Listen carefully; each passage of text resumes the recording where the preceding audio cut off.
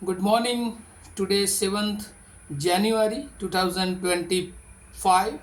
Wisdom of Word of God morning ડિવોશનમાં આપ સર્વનો આવકાર કરવામાં આવે છે અને પ્રેમી સલામ પાઠવવામાં આવે છે. આજે સવારે આપણે ફરી એકવાર નીતિવચનોના પુસ્તકમાંથી એનો 12મો અધ્યાય અને એની 7મી કલમ પર ટૂંકું મનન કરવા માગીએ છીએ. પ્રોવ્સ ચેપ્ટર 12 વર્સ 7 અને પ્રભુનું વચન આપણને આ પ્રમાણે કહે છે, દુષ્ટો ઉથલી પડે છે અને હતા ન હતા થઈ જાય છે, પણ સદાચારીનું ઘર કાયમ રહેશે. ESV બાઇબલ પ્રમાણે, the wicked are overthrown and are no more, but the house of the righteous will stand. અને આજે જે પ્રભુનું વચન, જે સેઇંગ્સ, જે સુલેમાનના ફર્સ્ટ કલેક્શનમાંથી આપણે જોઈ રહ્યા છે, અને એમાં જે વચન પ્રભુનું આપણને ખાસ શીખવે છે. અને આજે ધ સિક્યુરિટી ઓફ રાઇચિયસનેસ, પ્રમાણિકપણાની જે સુરક્ષા છે એની વાત અહીંયા નોંધવામાં આવી છે. કારણ કે આ પૃથ્વી પર ઘણી બધી વાર આપણને એવું લાગે કે કોઈક માણસો એ દુષ્ટના માર્ગમાં ચાલતા હોય, ખોટા કામો કરતા હોય, અને તેમ છતાં બહુ જ અદ્ભુત રીતે તેઓ આગળ વધતા હોય, વૃદ્ધિ પામતા હોય, ત્યારે ન્યાયી લોકોને એ ઘણી બધી વાર એ ઈર્ષ્યા આવે છે. ન્યાયી લોકોને ઘણી બધી વાર એ પ્રશ્નો થાય છે કે આવું કેવી રીતે બની શકે. પણ અહીંયા નીતિવચન આ 12મો અધ્યાય એની 7મી કલમમાં ખાસ પ્રકારનું આ નવા વર્ષના શરૂઆતના દિવસોમાં આપણને શિક્ષણ આપે છે કે દુષ્ટ એ ભલે બહુ આગળ વધતા લાગે, પણ કહે છે કે ગમે તે સમયે એ ઉથલી પડે છે, એનો અંત એ ગમે તે સમયે એ આવી શકે છે, પણ સદાચારીનું ઘર એ કાયમ રહેશે. એનો મતલબ શું? કારણ કે જે રાઇચિયસ મેન છે એ સ્ટેબલ રહેશે. જ્યારે એમના જીવનોમાં પ્રશ્નો આવે, મુશ્કેલીઓ આવે, પ્રશ્નો આવે, તકલીફો આવે, ત્યારે એ લોકો સ્થિર ઊભા રહેશે. માર્થીની સુવાર્તા એનો 7મો અધ્યાય અને 24થી 27મી કલમમાં આપણે જોઈએ છે કે જે વાવાઝોડાની વાત લખવામાં આવી છે કે જે પોતાનું ઘર એ રેતી પર બાંધે છે અને વાવાઝોડું આવે છે, તોફાનો આવે છે, અને ઘર કહે છે કે ઉથલી પડે છે. ને એવું જ શેતાનનું જીવન છે.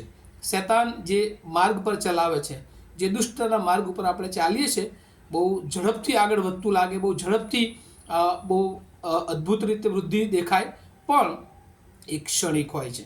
પણ કહે છે કે આ જે ઈશ્વરમાં જે ખડક પર ઘર બાંધેલું છે, એ ગમે એવા મોટા તોફાન આવે તો પણ એ ટકી રહેશે. અને એટલે આજે સવારે પ્રભુ આ વચનો દ્વારા આપણને ખાસ પ્રકારનું શિક્ષણ આપે છે કે જો આપણે grounded and rooted in the word of God, જે સદાચારી માણસ હોય છે, એનું જે રૂટ છે, એનું મૂળ જે છે, એ જો એ જાણે કે એ વચનોમાં બંધાયેલું છે, એ વચનો આધારિત જીવન જીવે છે, એ ન્યાયી અને પ્રામાણિક જીવન જીવે છે, તો પછી એ સ્ટેબલ, અને એની પાસે ઈશ્વરે એક આગવી સ્ટ્રેન્થ એ મૂકી હોય છે.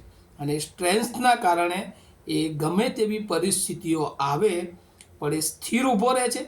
અને દે પીપલ આર ઓલવેઝ પ્રોડક્ટિવ. બે બાબતો હોય છે. જે દુષ્ટનો માર્ગ છે એ અનરાઇચિયસનેસ છે, અને એ સેલ્ફ સેન્ટર લોકો હોય છે, એ ડિસ્ટ્રક્ટિવ હોય છે. પણ જે લોકો એ પ્રભુના માર્ગમાં ચાલે છે, જ્ઞાની, ન્યાયી, સારું આચરણ કરે છે, હંમેશા બીજાના હિત પર લક્ષ આપે છે, એ લોકો પ્રોડક્ટિવ હોય છે. એમના જીવનો દ્વારા એ પ્રભુ એ ફ્રૂટ મેળવે છે. એ પોતે તો આશીર્વાદિત થાય છે, પણ બીજાના માટે તેઓ ફ્રૂટ મેળવે છે. તે લોકો કન્સ્ટ્રક્ટિવ હોય છે. અને આપણે બહુ બાઇબલમાં સ્પષ્ટ રીતે જોઈએ છીએ કે જે લોકો દુષ્ટના માર્ગમાં ચાલે છે, જ્યારે પ્રભુ ઈસુ અંત સમયમાં આવશે ત્યારે એ લોકોનો કાયમી નાશ થશે. અને અહીંયા તો બહુ સરસ ગુજરાતીમાં લખ્યું છે, દુષ્ટો ઉથલી પડે છે અને હતા ન હતા થઈ જાય છે. એટલે એ લોકો ક્યારે ઉથલી પડશે કશી ખબર પડતી નથી. પણ but the house of the righteous will stand. જે સદાચારી, જે ન્યાયી માણસ છે, જે સાચો માણસ છે, એનું ઘર એ અડગ રહેશે, ઊભું રહી શકશે. એનો મતલબ કે એ જેમ શેતાન ઓવરથ્રોન થઈ જાય છે એવું નહીં થાય. હિબ્રુમાં ઓવરથ્રોન, જેનો હિબ્રુ વર્ડ છે હોપોક, અને એનો અર્થ થાય છે ડિસ્ટ્રક્ટિવ, કમ્પ્લીટલી એ નાશ થાય છે, ફરી એ ઊભો થઈ શકશે નહીં. પણ કહે છે કે જે ન્યાયી માણસ છે એની સુરક્ષા એ દરેક જે વિશ્વાસ કરે છે, જે ન્યાયપણે ચાલે છે, એની સુરક્ષા એ પ્રભુ એ આપે છે. અને સુરક્ષા એ સદાચારીના જીવનમાં હોય છે.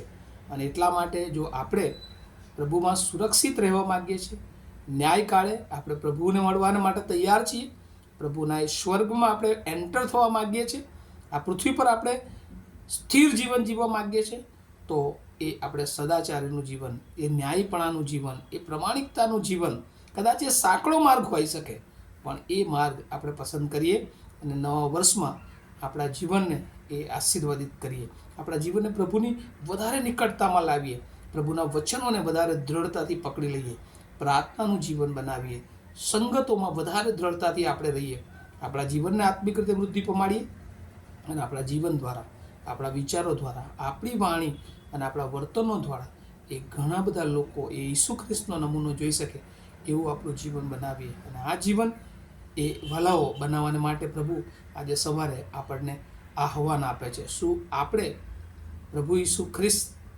કે જેણે આપણને ખંડી લીધા છે, જેણે આપણા માટે આ પૃથ્વી પર એ બલિદાન આપ્યું છે, જેણે આપણા માટે રક્ત વહેવડાવ્યું છે, જેણે આપણા માટે બલિદાન આપ્યું છે, જેણે આપણા માટે નમ્ર ગભાણે જન્મ લીધો છે, જેણે આપણા માટે સોળના ફટકા ખાધા છે, જેણે આપણા માટે માણસ બનીને એ પૃથ્વી પર આવીને અસહ્ય વેદનાઓ સહન કરી છે, એ પ્રભુ આજે સવારે તમને મને કહે છે કે મારા દીકરા, મારી દીકરી, મારી પાસે આવો.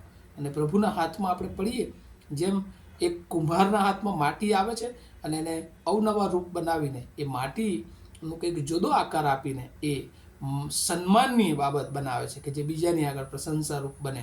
અને એવું જ ઈશ્વર ચાહે છે કે આપણે એના હાથની કૃતિ છીએ ત્યારે એના હાથમાં પડીએ અને કુંભાર એ પ્રભુ ઈસુ ખ્રિસ્તને આપણા જીવનનો આધાર બનાવીએ કે જેથી કરીને 2025માં પ્રભુ આપણને જે આકાર આપવા માગે છે, પ્રભુ આપણને જેવી રીતે આશીર્વાદ આપવા માગે છે, એ આશીર્વાદ પ્રભુ આપણને આપી શકે.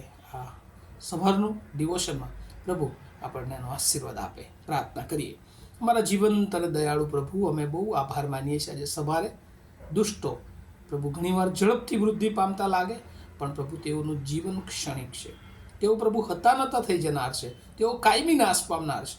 પણ જે વિશ્વાસુ છે, જે સદાચારી જીવન જીવે છે, પ્રભુ એ પ્રમાણિક લોકો એનું ઘર અને એ પોતે કાયમી ટકનાર છે. એ વિશ્વાસ, એ ખાતરી વચનોમાં તમને આપી છે, સુરક્ષા અમને આપી છે. ત્યારે એમાં દ્રઢ ને મજબૂત થવાને માટે તમારા આત્માની દોરવણી અમને આપો. આજે સવારે પ્રભુ અમે મારા જીવનોને તમારી સમક્ષતામાં મુક્ત તમારી પ્રાર્થના ઈસુ પ્રભુના નામમાં સાંભળો અને તેનો સ્વીકાર કરો. Amen. Have a nice day to all of you. Thank you.